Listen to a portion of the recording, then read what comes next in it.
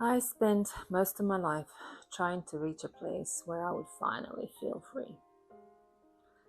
Free from my circumstances, financial pressure, from having to do things I didn't want to do. Free to finally decide what kind of life I wanted. And in some ways, I'm here. I'm free to choose what I do, where I live, and who I spend my time with. And yet, I am stuck.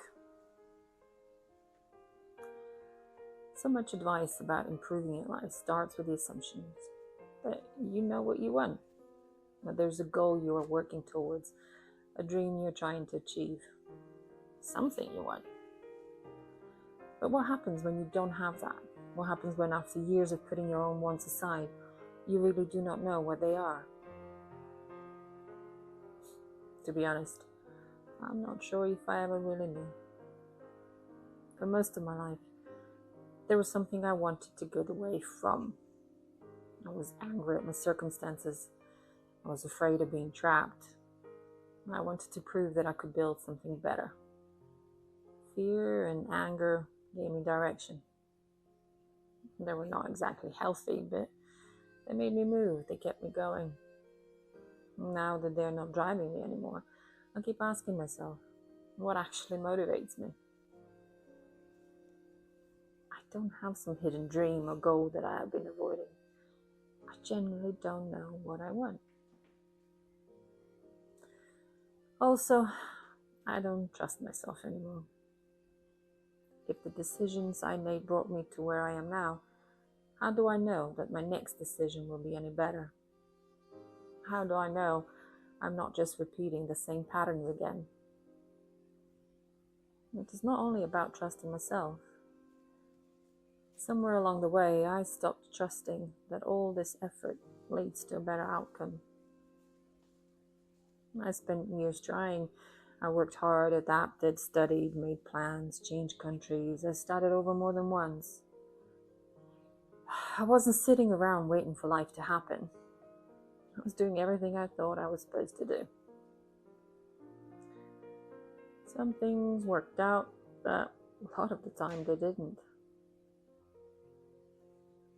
After enough disappointments, my brain started expecting the next one.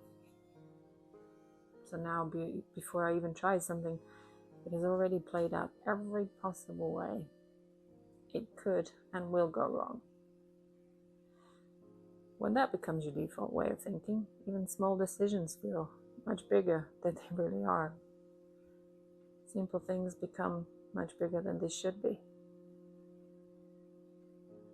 For example,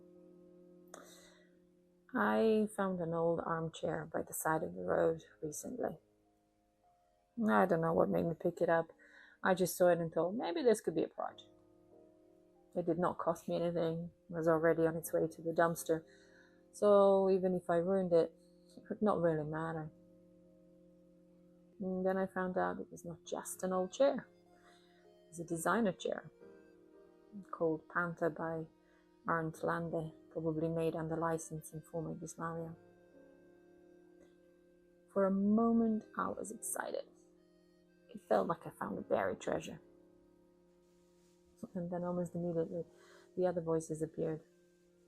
Don't bother. What's the point? It will take too much time. You don't have the skills. You don't have the money. It will probably ruin it. You have nowhere to keep it. Just sell it. It won't make any money anyway. Suddenly, something that was supposed to be an interesting project became another problem to solve. Breadcrumb became a mountain. Now I know this chaos in my head was nothing to do with the chair. It was, after all, still just a beat-up chair I found on the side of the road.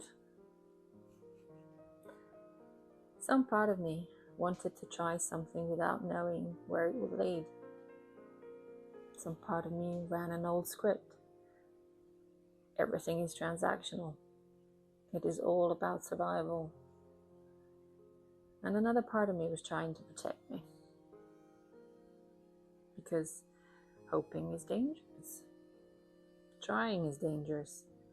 Making mistakes is dangerous. wanting something is dangerous. Trusting is dangerous. Maybe that is what being stuck really is. An internal system that has become so good at protecting you from pain and shame and disappointment that it also protects you from possibility. So, here we are.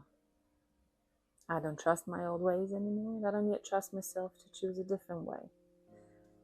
If I don't believe that I will get a better outcome no matter what I do, how do I start?